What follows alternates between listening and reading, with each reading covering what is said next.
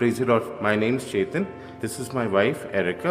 पिछले साल 2023 में मेरे जुलाई में मेरे पेट में बहुत दर्द हो रहा था, तो मैंने डॉक्टर को दिखाया।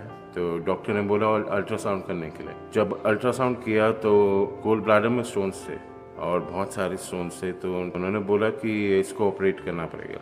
तो कुछ टाइम था ऐसा मैं थोड़ा सा खींचता रहा। फिर मेरी शादी हुई एरिका से 2024 12 फरवरी में। 1 मार्च में हम लोग फिर से डॉक्टर के पास गए क्योंकि मुझे बहुत ज़्यादा पेन हो रहा था। तो डॉक्टर ने बोला कि आप अल्ट्रासाउंड फिर से कीजिए, और डॉक्टर ने देखा कि स्टोन्स बहुत ज़्यादा हैं और जो मेरा गोल ब्लैडर है वो बहुत ज़्यादा ख़राब हो चुका है। फिर उन्होंने बोला कि गोल ब्लैडर रिमूव करना पड़ेगा। तो मैं हॉस्पिटलाइज उस दिन हुआ, मेरी सर्जरी हुई थी जिसमें मेरा गोल ब्लैडर रिमूव हो चुका था। तो उन्होंने रिमूव करके मेरी वाइफ को दिखाया भी था। सर्जरी के बाद खाने में बहुत परहेज़ करना पड़ा था, लिक्विड डाइट, बॉइल्ड फूड्स, इसके अलावा मेरी कोई ज़िंदगी नहीं थी। मैंने कभी सोचा नहीं था कि कभी मैं नॉर्मल फूड कभी खा पाऊँगा।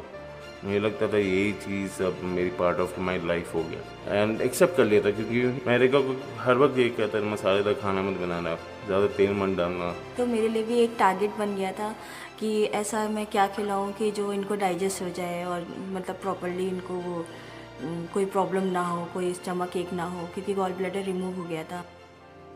मेरे एक फ्रेंड ऑफिस में, उसने मुझे एफएल चर्च के बारे में बताया। मैं मसीह को बचपन से जानता था। जब मैं यहाँ पे जुड़ा तो अपोस्टल अंकित ने हमें सिखाया कि वचन पे कैसे खड़ा होना है, अधिकार कैसे लेना है, सही कन्फेशन करना, ये चीज़ें नहीं पता थी हमें। हम चर्च आते रहे, वचन को भरते रहे अपने अंदर, हम डिक्लेरेशंस करते रहे।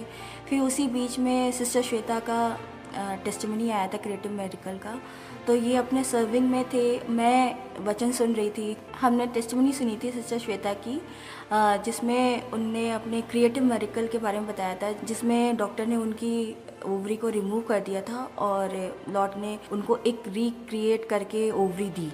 तो उस टेस्टिमनी को जब मैंने सुना, उसको रिसीव करा, मतलब कि लॉर्ड जब उनकी लाइफ में ये चीज़ कर सकते तो वाई नॉट वी। हम लोग ये डिक्लेयर भी करते थे, जैसे अपोस्टल कहते हैं कि जो भी आप डिक्लेयर करते हो वो किंगडम में एस्टैब्लिश हो जाता है, वो होना ही होना है। हमारे घर में हम अपोस्टल अंकित जी के सरमन हम सुनते रहे, और हम जब कम्युनियन में बैठते थे, कम्युनियन हमने बिना फेल हम कम्युनियन लेते रहे और डिक्लेरेशंस को बोलते रहे। फिर अभी अक्टूबर 9 को इनको फिर से स्टमक में पेन उठा, तो 9 को तो हम प्रेयर करते रहे, उसको उस पर अथॉरिटी लेते रहे, एंड पेन फिर भी बहुत ज़्यादा था। 10 अक्टूबर को फिर मैंने अपनी वाइफ को बोला हमें जाना चाहिए डॉक्टर के पास। सेम डॉक्टर के पास गए एंड डॉक्टर ने बोला आप अल्ट्रासाउंड करवाइए एक बारी।